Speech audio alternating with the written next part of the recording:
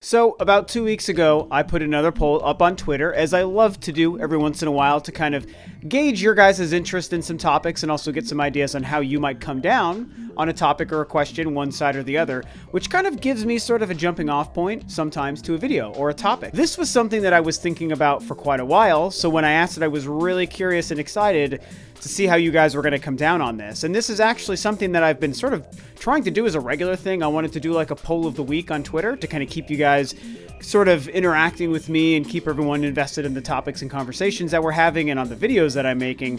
And man, life just gets in the way sometimes. And I did it first like 2 or 3 weeks ago, and then I did this question and never even got to bring it up or address it on a video again. So, I mean, it is what it is. I'm trying to go as fast as I can here with these sorts of things. But I did want to get back to this question because I was really excited about how you guys answered it, and then also the conversation that I wanted to have about it. So the question in question for this video that I asked about 2 weeks ago was, do you think the Nintendo Switch has the potential to surpass the Xbox One in lifetime sales? And as you guys can see, without question, overwhelmingly, you guys said yes, 91% to 9%.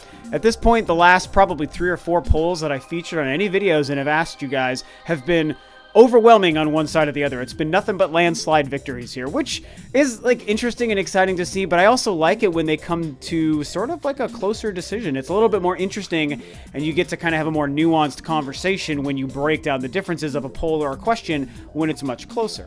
But granted, this is just gauging everyone's opinion in a group. You can see basically 100 people there answered this question, but I want to have a conversation about this and kind of discuss my 2 sides to this question. So in my opinion, the answer to this is not quite as black and white as this poll would lend you to believe with a 91% overwhelming victory. To me, I definitely think that there's a chance that either answer could be true. There's definitely the possibility for the Nintendo Switch to surpass the Xbox One, and there's the chance that it might have no chance in hell, so to speak, at being able to do so. So this question is really tough to completely answer right now for a couple of reasons. The biggest is that we really just don't know how the Nintendo Switch is ultimately going to play out and how it's going to be received long term. There is no question that it is really popular right now. Everyone is excited for it. Everyone is going to buy it. We know that Nintendo is going to have trouble keeping any Nintendo Switches in stock for months to maybe even a full year. Something kind of similar to what happened with the Wii. And that's really exciting. Like, I am so excited for that. You know that I am, as a huge Nintendo fan, as a massive Nintendo Switch fan, as somebody who's been able to even play the Switch and knows how freaking awesome it is and how much I think people are really going to love it. It's great to see this. But that's not the same as the long term. Yes, a lot of things can be really exciting coming off of, coming right out the gate. And it's great to know that it's probably going to sell really well initially. But what if there is always that chance? We've seen it happen with other companies, and we've definitely seen it happen with Nintendo. What if that momentum doesn't keep up? What if after 6 months or a year or the first 2 E3s, Nintendo really hasn't shown enough people why the Nintendo Switch really is that great? And what if a lot of the titles that people are wanting, whether they're first or third party, aren't coming the way we want or at the speed we want, which, to be fair, is kind of what happened with the Wii U. And if that happens, that really may completely slow or even dead stop that momentum, and suddenly the Nintendo Switch isn't this big long-term hit that everyone thinks it might be and wants it to be. Now, to be fair, I don't anticipate that happening. I have to talk about it as an actuality or a possibility because I don't know the future and you don't know the future, so we have to accept a reality where that could happen. Luckily, there are not a lot of signs pointing to that being a reality, and that feels pretty great.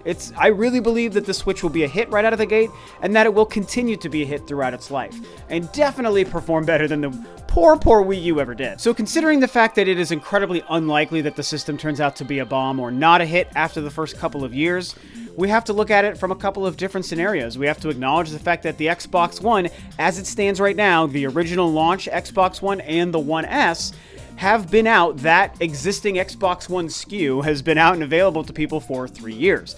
Probably, almost 3.25 years by the time the Switch actually launches in March. And that's a pretty big lifetime lead. At this point, I think just over 25 million units sold worldwide is what you could find on VG charts, which is not 100% accurate, but it's close enough to give us some sort of number to gauge the situation by. So we know it's sold about 25 million. We'll just say about 25 million units. And that's pretty darn good in 3 years. Obviously, the PS4 has been the weird runaway hit that no one anticipated, not even Sony, but we can't downplay how popular and successful the Xbox One truly has been, even in second place, even with that 25 or 30 million lead that the PS4 has on it. It's still done pretty darn well for itself. And that's part of the reason why I'm not even comparing the Nintendo Switch to the PS4, because I just cannot imagine a world where the Switch would actually catch up to the PS4. You never know. You never know. Sure, it could happen, I guess, but I mean, really, that's not going to happen. The Xbox One and the Nintendo Switch is the more likely and interesting scenario, I think, personally, to compare. And so that 25 million lead that the Xbox One is going to have over the Switch is a pretty devastating lead. That really makes it... I have a hard time believing that the Xbox One sales are going to slow down so much in comparison to the Nintendo Switch's launch and continued momentum to allow the Nintendo Switch to catch up or surpass the Xbox One in sales. Because that's the other thing, too, is it's not only the Nintendo Switch surpassing the Xbox One, it's even just catching up to it. It would be really interesting to see if the Nintendo Switch, which I think is technically fair to consider a 9th generation console, which is another weird element to comparing these systems anyway. I'm just doing this for fun. I mean, people may bitch and cry foul like, oh, it's 8th generation to 9th generation and blah, blah, blah. Yeah, that's true. I agree with you. But when you look at the fact that they're releasing next to each other and they're going to coexist for several years together, I mean, who even cares? This is just kind of a thing to do, really fun. Regardless, we're looking at what's probably Nintendo's 9th generation system going up against Microsoft Xbox One 8th generation system. And it's really going to be, it's going to potentially take a lot for those kind of gaps, you know, the Xbox One up here, the Nintendo Switch down here, to kind of do this a little bit. It's because no matter how well the Switch sells, the Xbox One is probably going to keep selling. Maybe not, maybe some things change that, but that's just really what I feel, that it's going to be hard. Now, the good thing is, for Nintendo fans, myself being one, that Nintendo does possess that weird little magical ability to make the otherwise impossible possible. Look at the Wii. That's exactly what the Wii was and how that changed everything in so many different facets. And we can't count out the fact, if I can even speak, we can't count out the fact that Nintendo and the Switch might potentially be able to recapture some of that same hype and momentum. I don't think it's going to be identical. Like, the Wii is like kind of one of those just one-time only sort of deals, I think.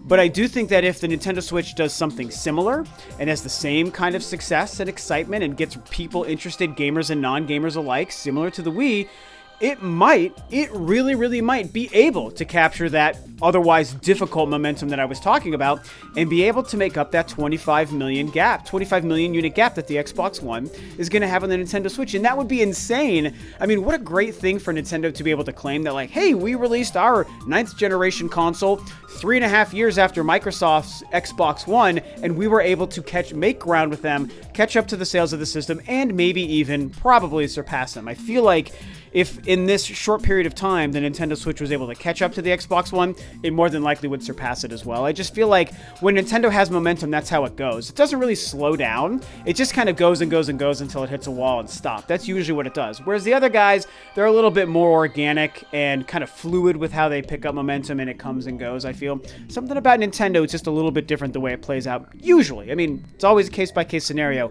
but usually that's how it happens. So the last kind of tricky thing to this whole thing, though, is something you probably expected me to eventually bring up, and it's really important. This is the elephant in the room that could potentially make a huge impact on this whole conversation, and that is Xbox Scorpio. What the hell is the Xbox Scorpio? Is it going to be an Xbox One SKU? Is it going to be in the Xbox One family of consoles? Or is it going to be something brand new, akin to a new or next generation console?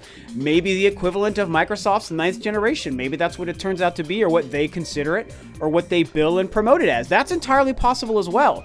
A lot of people, when I've brought up this conversation and this idea with the Scorpio in the past, have brought up the fact that, well, it's going to be similar to the PS4 Pro because it's just supposed to be able to play Xbox One games, maybe in a Scorpio mode or maybe not, but it's supposed to be able to play every Xbox One game plus stuff that's Scorpio stuff. And it's like, okay, I get what you're saying, and that's not wrong, because as it stands right now, that is exactly what Microsoft has said about the Xbox Scorpio, and with what limited information we have about it. They have acknowledged that. But to me, that does not 100% nail down and confirm the idea that this is still an Xbox One 8th generation console from Microsoft. To me, that just says, well, it could be the 8th generation Xbox One, but it could also be a 9th generation Xbox Microsoft console that just happens to be backwards compatible, you guys. What if that's all that means when they say it, is it's just backwards compatible, but they haven't wanted to use that phrasing or that term because that kind of lets a little bit more of the cat out of the bag of what's truly happening with the Xbox Scorpio. And obviously, Microsoft isn't quite yet there. And now they're really not there because I guarantee you they want to wait for the hype and the buzz of the Switch launch and releasing and that whole wave to kind of come, and it won't really go, but to ebb and flow, I'll say, and probably get past that before they really start talking about the Scorpio and promoting it, which makes it probably an E3 thing, obviously. I mean, it would make sense for it to be kind of discussed at E3 anyway, let alone the fact that they get to do that several months after the Switch launches.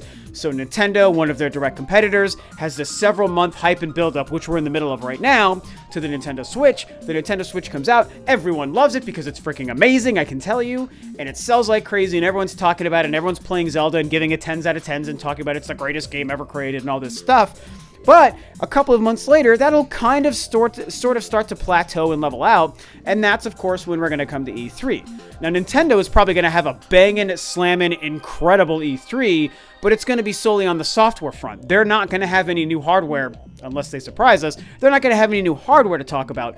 Microsoft coming to that E3, even with Nintendo's game lineup for the Switch that they're going to be able to hype and hopefully, impress us with, Microsoft is going to be the only ones coming to E3, probably, with new hardware, with something they can talk about, the Scorpio, and that's where we might be able to learn it is an Xbox One machine or it's not an Xbox One machine. So bringing it back to the point of this whole conversation of the Scorpio, is that if the Scorpio does still constitute itself as an Xbox One SKU, and like I said, in the Xbox One family, that is going to probably, I have to say probably, make it damn near impossible for the Nintendo Switch to catch up to or surpass the Xbox One, because all of the sales of the Scorpio, which is probably going to be a big, huge, hot thing that everyone's going to be crazy for and go out and buy, that's just going to be piling on to what's already been selling for the Xbox One family, and that 25, probably 40 or 50 million, well, maybe not 50, but probably 40 million units by the time we hit Christmas this year.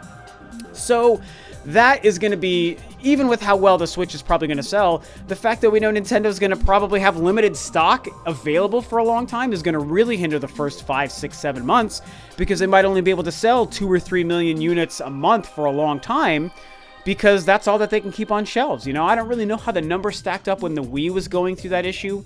Maybe 2 million units is even too much per month. It might even be just a couple 100,000 per month. I don't even know. I don't work in that side of the business, but regardless, if Nintendo struggles to keep them in stock, the point still stands. It's going to be harder for them to be selling even ground, because Microsoft Xbox Ones are going to be selling, the Scorpio is going to be selling, the Switch is going to be selling, but if it's selling out and people don't have more available to buy, it's going to hinder how fast it's going to be able to sell. Which is why this also is important to be looked at from that long-term lens. What happens when we get to 2021 and 2022 and the Switch and the Xbox One or the Xbox Scorpio have all been out for several years? Where will the numbers be lying at that point? Who knows? I do think that the Xbox Scorpio is kind of the biggest X factor here, and right behind that is how long the success of the Nintendo Switch lasts. I believe the Nintendo Switch success and hype is going to last for many years throughout the majority of its life. I expect this thing to be a hit. I think Nintendo's worked very hard to fix the mistakes it made with the Wii U. I think it's launching with what's going to be one of the greatest games ever. It's got a really solid lineup of mostly first-party games coming throughout the end of the year. There's probably going to be a couple third-party surprises, but nothing big there. But if they continue the first-party stuff through the first couple of years, and if by 2018 and beyond we do start to see pretty quality, high-profile AAA third-party games start to come to the Switch, Nintendo is going to kill it, and it is going to be a huge hit. And I think that puts it in position to catch up to the current Xbox One family of machines. But again, that number one X factor being the Scorpio, the Xbox is an X factor. Anyway, the Xbox Scorpio, that big X factor right there, that is probably going to be the deciding factor, because I feel like if that's an Xbox One family, no matter how badass and successful the Switch turns out to be, I don't think it's going to be able to catch up to that newly gained momentum that Microsoft will be adding onto its 8th generation. So we can only hope in that respect that it turns out to be their 9th generation, next generation machine. That's kind of what I would like the Scorpio to be, just personally as a gamer and as a fan, and as an Xbox fan. I like the Xbox brand a lot. I would actually rather the Scorpio be a brand new console than just this other weird, dumb PS4 Pro stupid upgrade thing to the Xbox One family. Like, I don't really want it to be that. I would like to see it be a brand new console. So, in wrapping this up, I feel like my opinion ultimately is hopefully understood and explained through this. I think the Nintendo Switch has a pretty good chance of catching up to the current Xbox One family of machines, being the Xbox One and the Xbox One S. There's a pretty good chance. I'd say like 40-60%. 40-60 ratio there.